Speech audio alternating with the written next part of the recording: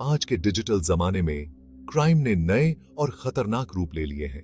ऐसी ही एक थ्रेट है डिजिटल अरेस्ट, जो लोगों के डर और अनजान होने का फायदा उठाता है। सोचो, आप अपने कंप्यूटर या फोन की स्क्रीन पर ही लीगल कार्यवाही के डर से बंधे हुए हो।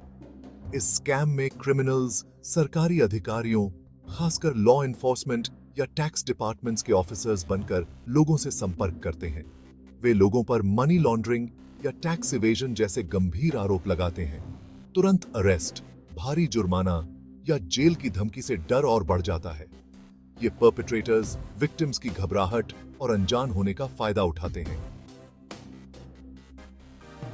डिजिटल अरेस्ट के तरीके को समझना खुद को और अपने लव्ड वंस को प्रोटेक्ट करने का पहला कदम है। डिजिटल अरेस्ट स्कैम्स धोखे और मैनिपुलेशन पर पनपते हैं। स्कैमर्स खुद को विश्वसनीय दिखाने और डर पैदा करने के लिए बहुत कुछ करते हैं। वे ऑफिशियल दिखने वाले ईमेल्स, फोन कॉल्स या टेक्स्ट मैसेजेस के जरिए संपर्क करते हैं। इन मैसेजेस में डराने वाली भाषा का इस्तेमाल होता है, जिसमें दावा किया जाता है कि विक्टिम की आइडेंटिटी कॉम्प्रोमाइज्ड हो गई है या उन्होंने कोई कानून तोड़ा है। स्कैमर्स असली गवर्नमेंट एजेंसी के नंबर्स दिखाने के लिए स्पूफ्ड कॉलर आईडीज का इस्तेमाल कर सकते हैं। वे wire transfers, prepaid debit cards या क्रिप्टो करेंसी जैसे अनट्रेसेबल तरीकों से तुरंत पेमेंट की मांग करते हैं।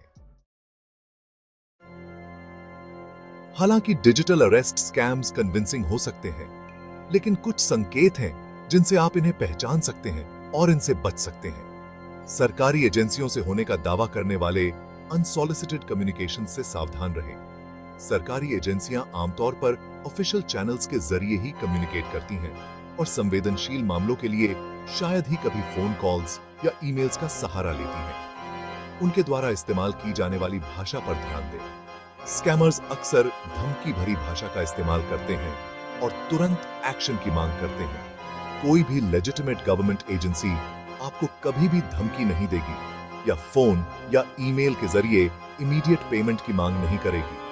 अनयूजुअल मेथड्स के जरिए पेमेंट के किसी भी अनुरोध पर शक करें। अगर आप इनमें से किसी भी रेड फ्लैग का सामना करते हैं, तो तुरंत बातचीत बंद कर दें और अप्रोप्रिएट अथॉरिटीज को इंसिडेंट की रिपोर्ट करें।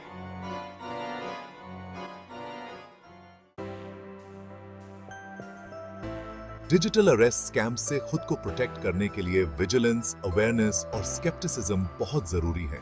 सरकारी एजेंसियों से होने का दावा करने वाले अनसोलिसिटेड ईमेल्स या कॉल्स का कभी भी जवाब न दें। उनके ऑफिशियल कॉन्टैक्ट डिटेल्स का यूज करके सीधे एजेंसी से कॉन्टैक्ट करके इंफॉर्मेशन को इंडिपेंडेंटली वेरीफाई करें।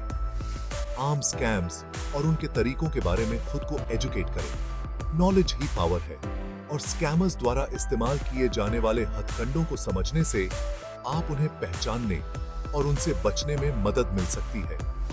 अगर आपको लगता है कि आप डिजिटल अरेस्ट स्कैम का शिकार हुए हैं, तो घबराएं नहीं। अपनी लोकल लॉ एनफोर्समेंट एजेंसी को इंसिडेंट की रिपोर्ट करें और रेलेवेंट गवर्नमेंट एजेंसीज के पास शिकायत दर्ज करें। डिजिटल एज में अवेयरनेस ही डिजिटल अरेस्ट जैसे स्कैम्स के खिलाफ हमारी सबसे बड़ी ढाल है।